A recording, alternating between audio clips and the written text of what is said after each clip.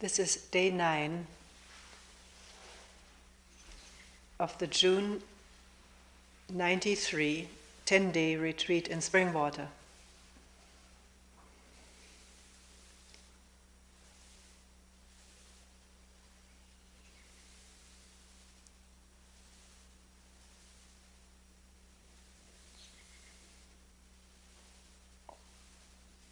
Two things are left which have come up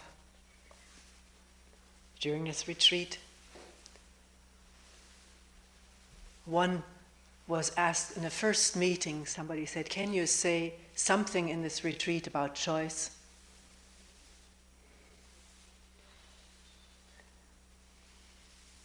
And here and there, not very much, the question of dying, fear of dying has come up. One person said, "Why do you never talk about dying or death?"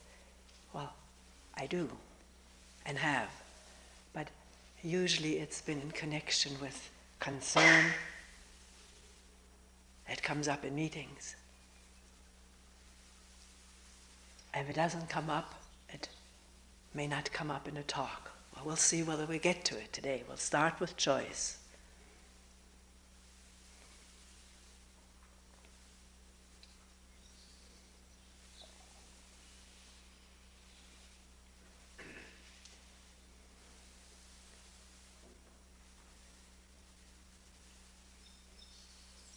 Do we have choice? Do we choose? Are we free to choose? Is there free choice in each one of us? That we can freely choose to do this or that, acquire this or that, take this or that path or career, profession. Choose a mate.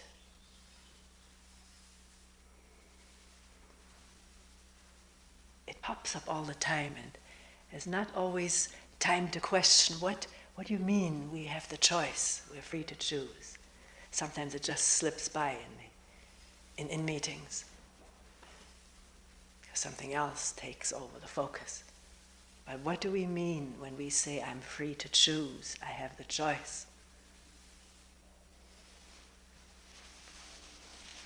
Right now, taking this sweater off, it's hot.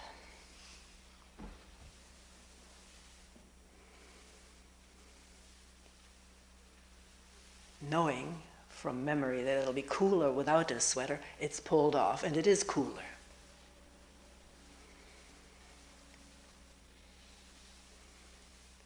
What happened? Let's take that right away. It wasn't intention, but it presents itself as the most immediate, at least for here, the one who's talking. Experiencing heat, which becomes uncomfortable to the organism, the memory of a cooler state of being and the heat connected with an additional garment, and the pulling off of the garment and the cooler state. This all happens through feeling, experiencing, knowing, remembering, and acting out of that. I don't think I used the word I in that. And it's not necessary, even though we use it all the time.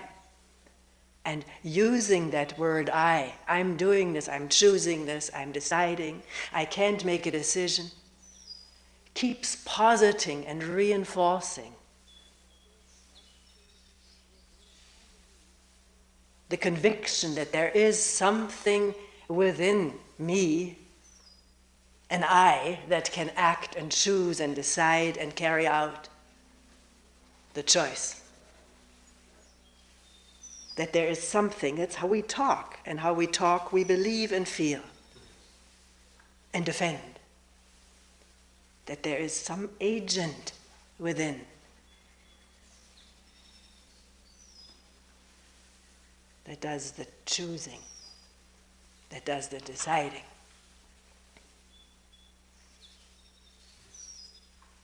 is there? Can one get in touch with that conviction? And maybe also realize how much it is connected with the way we talk, with the way our language proceeds, the language into which we have been born, and which we're now perpetuating for our children and for each other.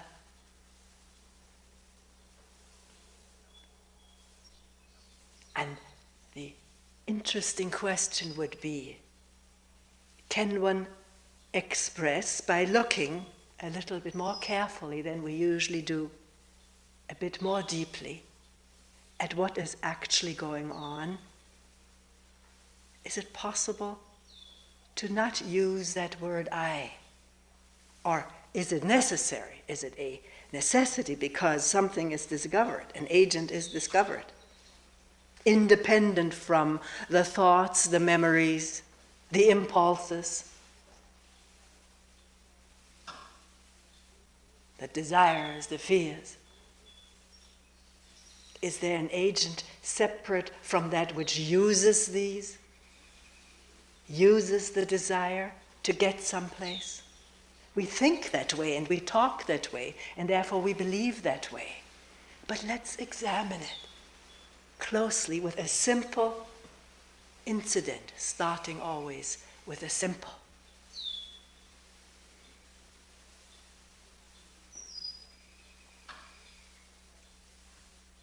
I feel I have to choose whether to go to a retreat or to take the 10 days vacation someplace else.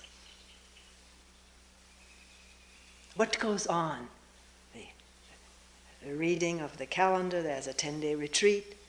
I've got 10 days of vacation. How shall I use it?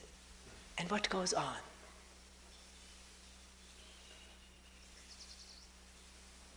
Memories of retreat, or if one has not been to a retreat, imaginations of one, how good it would be, maybe better for me than just vacation.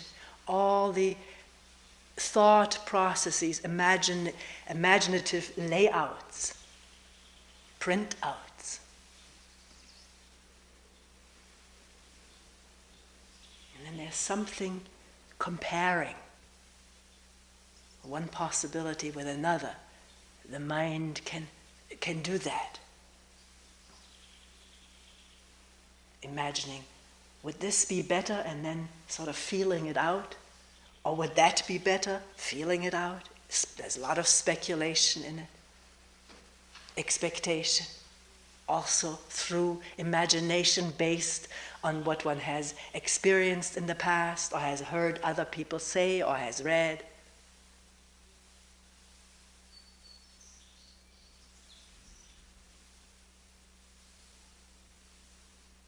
And maybe another possibility pops up. I could do something entirely different. Is that what we call choice? Choosing. Imagining all the different things that I could have or do, use my time for. And then I feel I have to make a decision. That's how we put it to ourselves. Make a decision. Come to a decision. Don't be dithering. As though there was a dithering I in there. It's just the scenarios coming up time and time again. It could be like this, it could be like this, or that way, or still yet another way. And which one would be the best way? And trying to feel it out with creative imagination, or sometimes it's very mechanical imagination based on how it has felt before. Is that what we call I'm lost in choice? I don't know how to decide.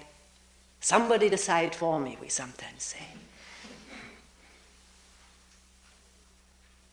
Based on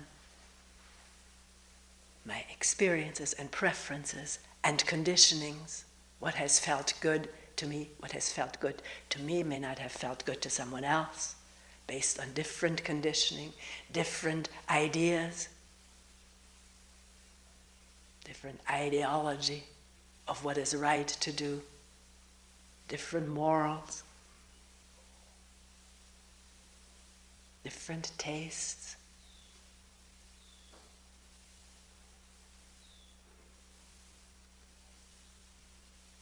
So then finally, one thing is decided upon. Maybe with a lot of pain, feeling still somewhat confused, because the moment one has decided on it, one thinks, maybe I should have done the other thing. It would have been better for me. And deciding the other thing, one may feel, maybe I should have done the first thing. It have been more felicitous.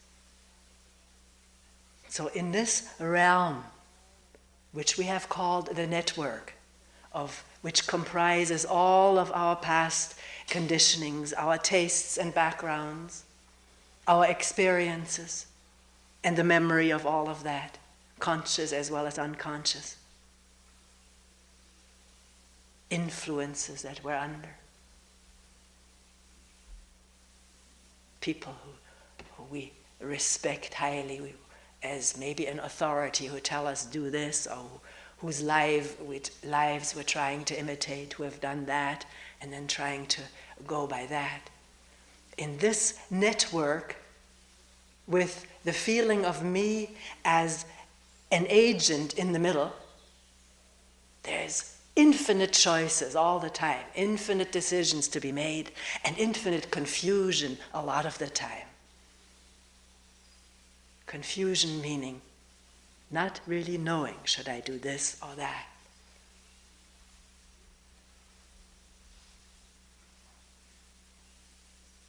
And by one means or another, deciding on one thing, but wondering whether one has made the right choice. And maybe as one goes with what one has decided on, it becomes clear, one isn't satisfied, there is discontent. We talked about it yesterday, getting used to it. And the mind swerving over the smorgasbord of other possibilities that one could choose.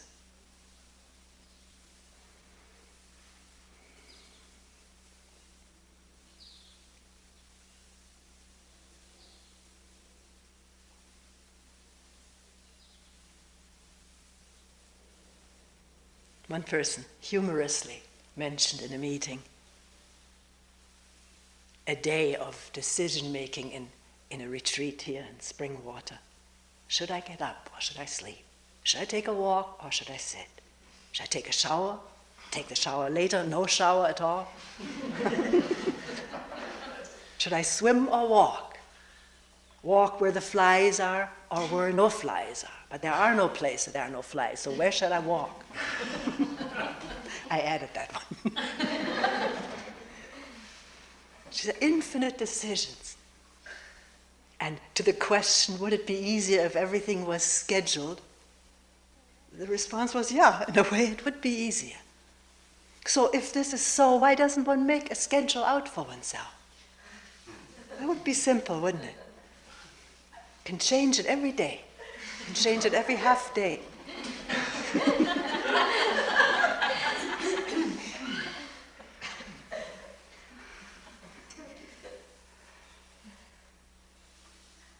And it's amazing. One can find that if one does have a schedule, I have a very rigorous schedule myself for taking a walk every day and for brushing teeth after every meal. And how long? The dentist told me. I'm following his authority.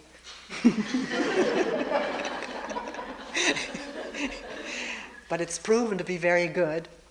The gums are as good as they were 15 years ago. So, in having certain things scheduled out, not precisely what time, but a walk has to happen, the teeth have to be brushed. It's nice, you don't have to dither around or forget about it, or have regrets you didn't do it. It helps. An orderliness of the day, of the daily routine that has to be done is helpful. It seems to be almost freeing of either forgetting things or postponing things or wobbling about them. One can experiment with this.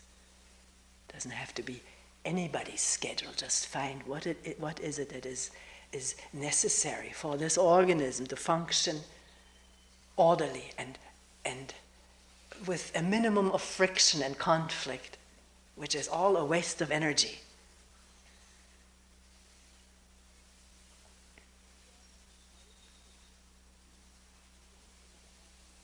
So do I have a choice to eat another helping? That came up in several meetings. To eat another helping of food. It tastes so good. Another piece of bread with butter and maybe honey.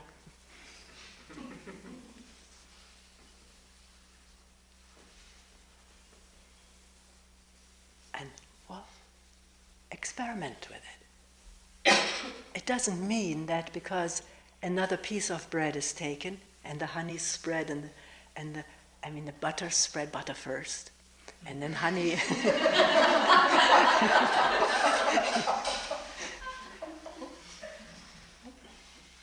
Swirling the honey on top carefully, but it still runs off because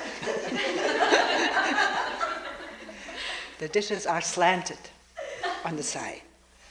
It's amazing. With the butter underneath, the honey rolls off and leaves no trace on the bread.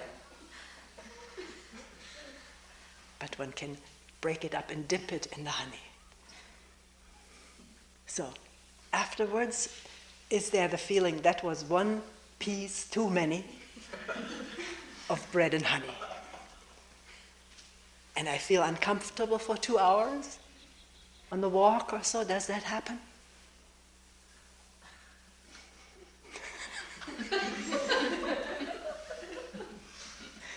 If it happens often enough, maybe the hand won't reach for that second or third piece of bread. Because the memory can be very helpful. It supplies the data of the uncomfortableness for 2 hours. And all of a sudden it doesn't seem worth the 5 minutes of pleasure, which always brings some displeasure of the honey rolling off.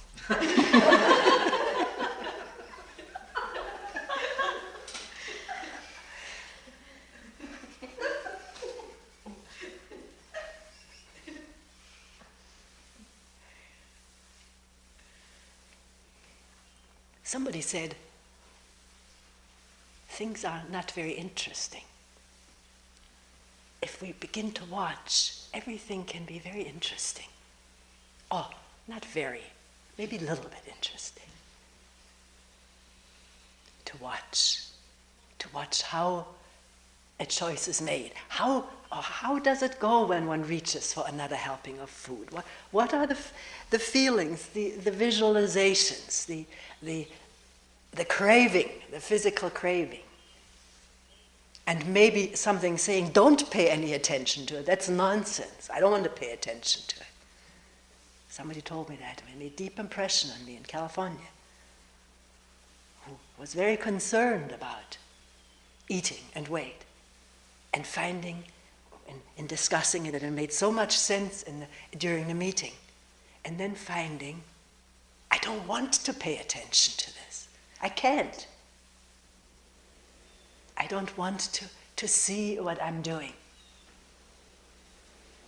Which was, for this person, a very interesting discovery. Hadn't fathomed that this would be so. And once one notices the resistance, then one can question it.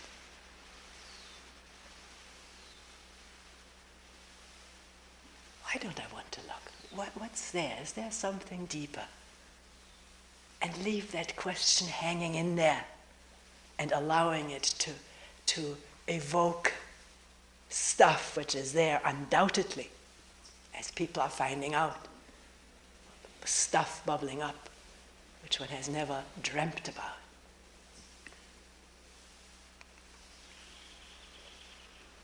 So, in reaching, we were talking about choice. What is the choice based on? It's based on remembered pleasure and craving for that remembered pleasure. It's one flow of pictures and images with their accompanying physical tendencies and impulses, cravings, consummations. Or else, at the moment of reaching or imagining the extra helping, a stopping for a moment, a moment of attention. And at that moment of attention, either not reaching for more because it's not necessary, one doesn't really want it, it's habit, or else wondering, do I want it? One can verbalize about it. Or the memory supplying the feelings of discomfort at too much food an hour later. And then there's no difficult choice to make. It follows. Not wanting to feel discomfort. One doesn't eat anymore. Unfortunately, it has to be until the body, and I read someplace that the body will eventually regain what it had very early in life. The apostat, knowing how much to eat and then to stop, to spit it out. Babies spit it out, which parents or mothers consider as already signs of ill behavior, bad manners. A very natural thing, one doesn't even want to have it in one's mouth anymore. Out. And slowly, by being overfed, punished for, or rewarded for good eating, or whatever all plays together, it's very complex. The body loses its natural wisdom for what is enough, choicelessly, and stopping when it's enough, but it can regain it. In the beginning, with the aid of memory of discomfort. So where in this direct looking, open looking, intelligent looking, which comes out of a moment of awareness or attention, where in that is their choice? What needs to be done is clear. It doesn't need to be decided upon or chosen. It's given.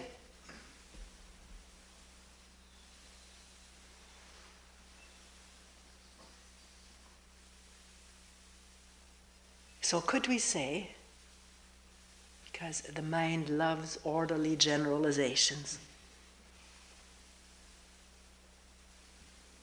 and when the mind feels orderly, the body also feels more orderly. So could one say that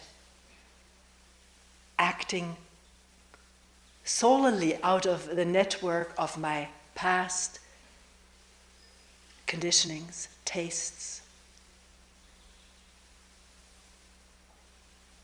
cravings, fears, so forth, influences, background, there is constant choice and almost constant confusion what to choose, or having chosen, the doubts, have I chosen right? Maybe I should have chosen differently. In that realm, that goes on, that goes with it.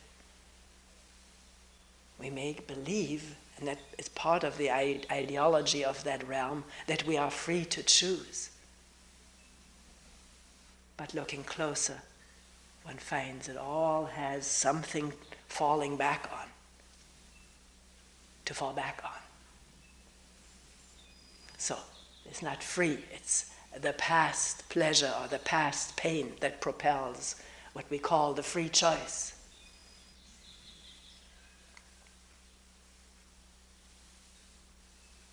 And the comfort in not having to choose, which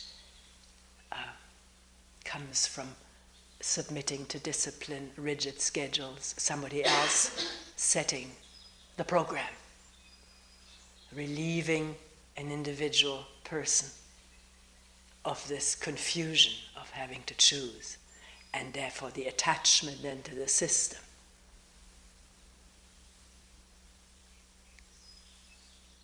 It's interesting in Eastern European countries, which have of late come into quote-unquote freedom, there's a lot of discontent, deep discontent, or else a breaking out of violence, the freedom to be violent with a system.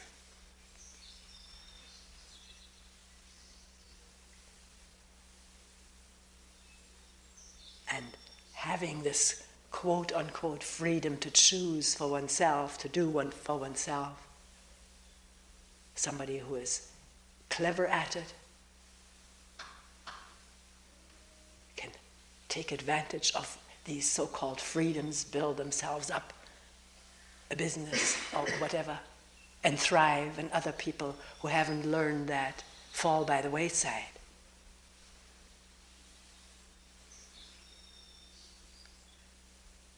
Because no schedule or system cares for them now.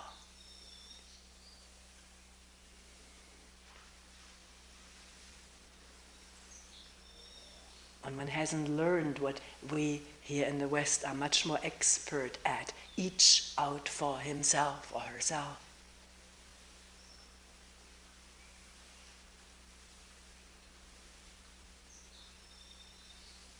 I'm not saying everybody is out for himself or herself. There's everywhere some kindliness and compassion in human beings, which does not come out of a system.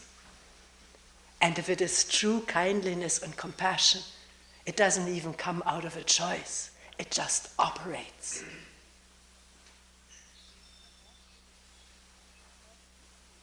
Because if I feel I ought to be kindly, I ought to choose compassion, because this is what a good person ought to do, and that there is expectation of reward, of acknowledgement. And when that doesn't come, or maybe the opposite comes, when it's not only not acknowledged, but misunderstood or insulted, then the compassion may turn into a cynicism, hatred or indifference. So a true kindliness toward each other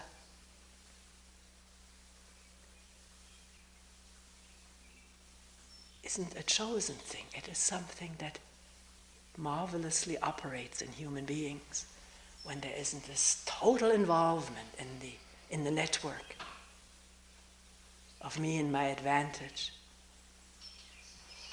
my feelings, my this, my that, which I'm not putting down, but it has its tremendous limits.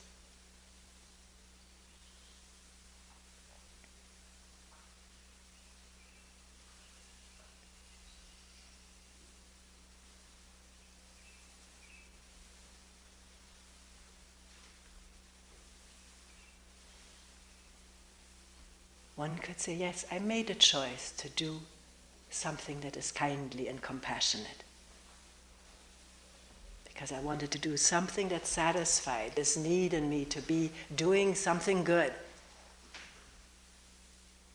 in this world of so little do-gooding or good-doing, this world of so much hatred and exploitation, to do something that's good. I chose that based on a need to feel good about myself. And then, in doing it, maybe the motive falls off and there's just the doing of it.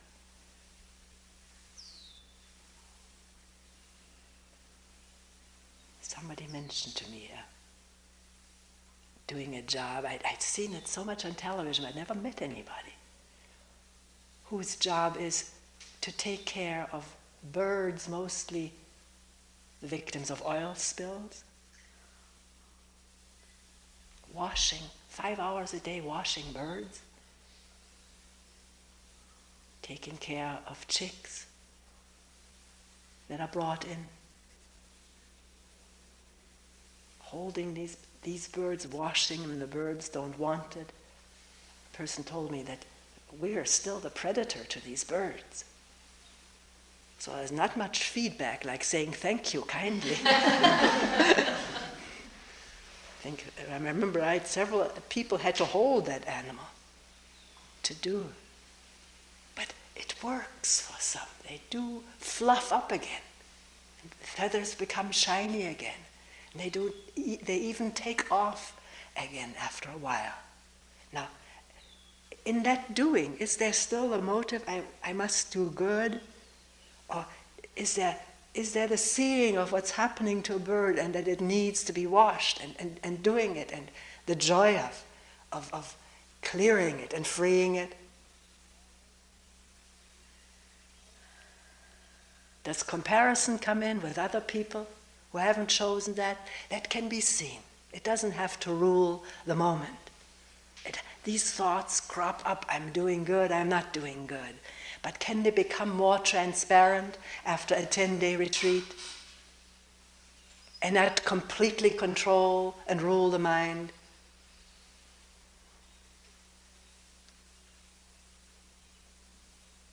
Maybe, maybe not.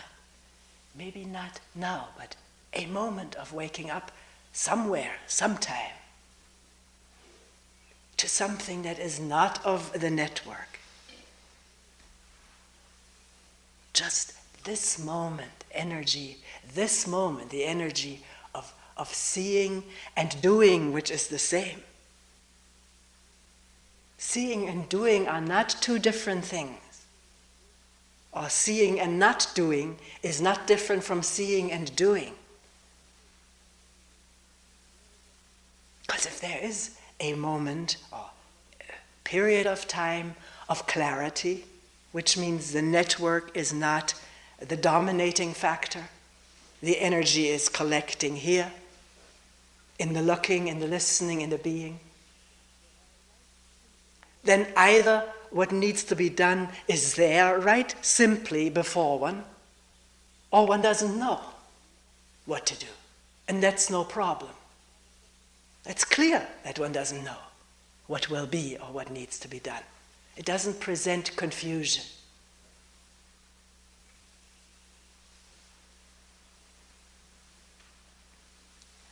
In a moment of clarity, either it's doing or not doing. And in either case, not knowing where it will lead. We don't know that. We think we do, but we don't. And that comes clearer and clearer. That we don't know. Therefore, it becomes simpler to just do what's before one. Or not to do. Because it doesn't feel right.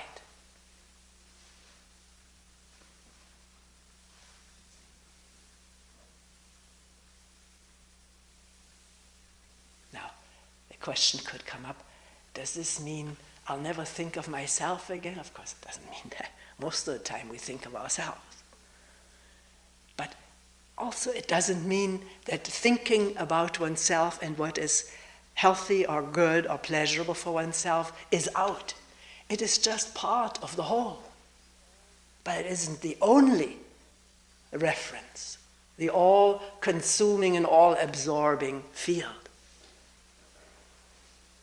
It's one of the constituents of this whole field of what's there. And in that way it gets much more intelligent attention than when it's so overriding and so confusing. What will be good for me? What do I like?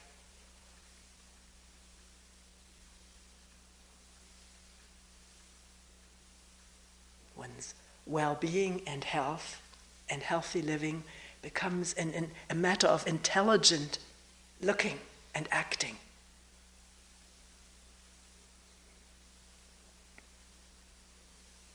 Or not acting. Because one also realizes if one is not well, one becomes a burden to others, or cannot do what is helpful to each other. Which doesn't mean that falling ill is a calamity because one is a burden to others, then that's a fact. And as one helps someone else who is sick, one can also be helped when one is sick. It's simple, isn't it?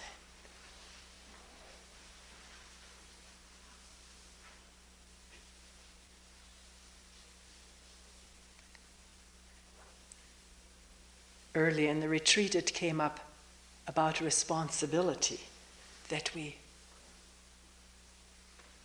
maybe I should let that responsibility go, because I looked on the watch and here it's 11:14. I haven't talked about dying.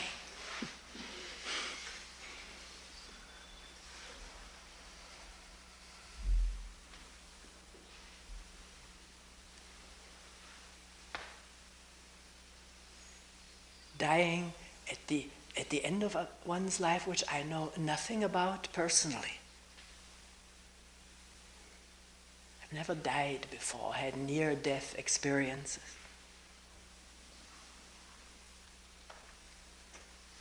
Never ever been with a person who was dying. I haven't even had that experience.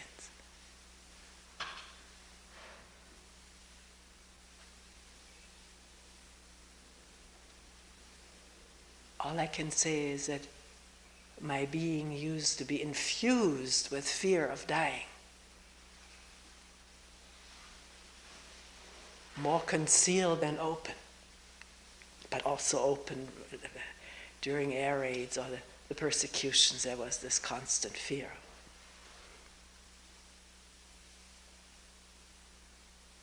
Fear. I used to pray, don't let my father and mother die. I'd be lost without them.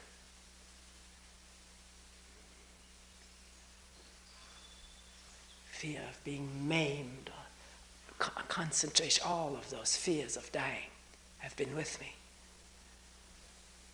for a long time. And they are not with me now. I don't know where they went. I don't know how it happened. All I can say in a very factual way, that thought does not occupy itself with its own death. Maybe it's being seen intelligently that it can't imagine or act out its own death. Well, it can act it out and imagine it, but that's not dying. What is clear is that dying is the ending of thinking about dying, or thinking about me continuing, and the attachment to those thoughts of continuing. That's the fear of dying, isn't it? Attachment to the whole thought process of continuing, and of this life that I love continuing, of the hills, the sun, the trees, and deer continuing, and thinking it won't continue, I won't see it anymore, and then the nostalgia and pain and grief. The grief at thinking someone I love, I live with, won't be living anymore. That's fear of death. And the, at times, compulsive occupation of thought with itself not being and its specters.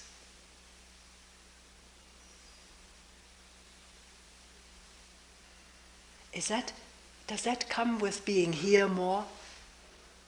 Here, in the present, simple with what is, and doing, as we said, doing what is right before one. And the fulfillment of energy, or the filling of energy with that.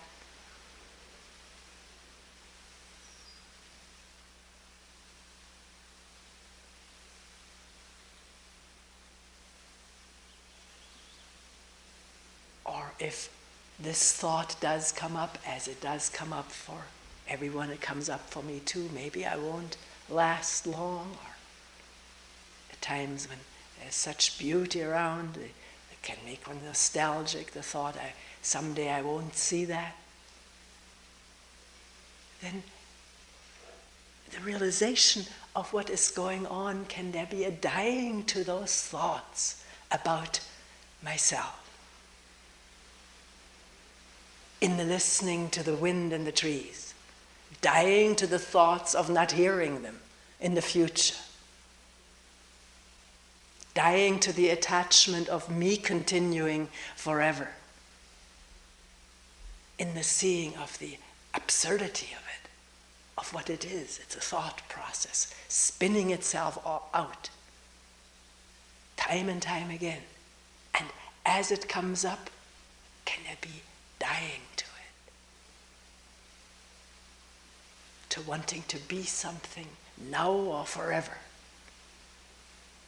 which is all thought with its grip and glue.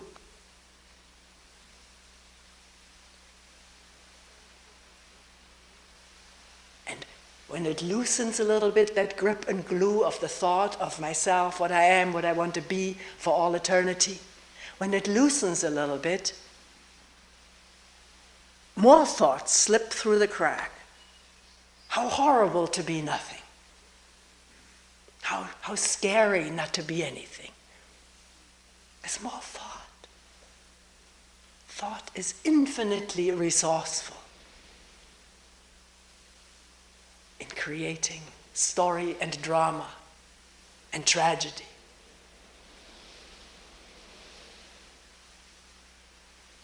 And believing in it as though it was real. But what is real this moment? The story of my life? Or the wind in the trees, the breathing? Sweat pouring all over the body?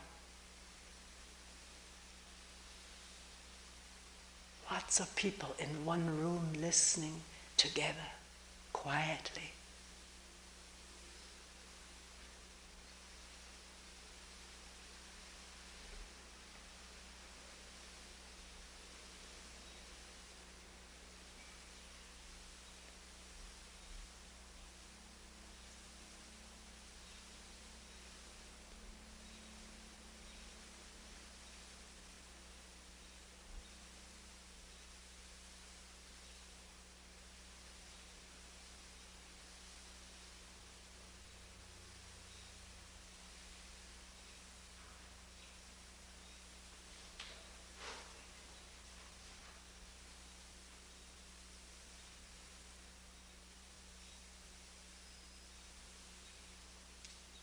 We don't know, do we?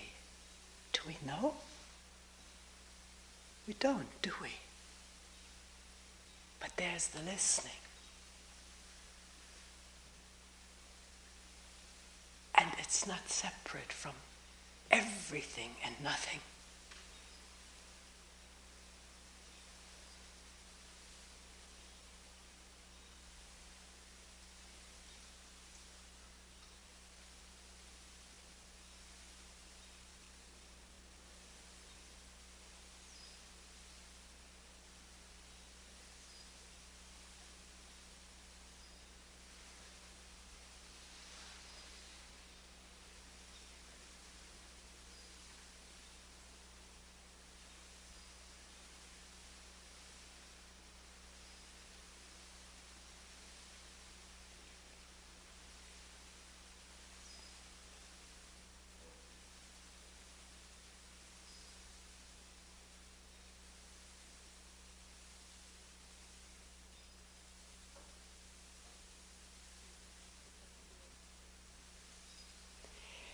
We will end here for today.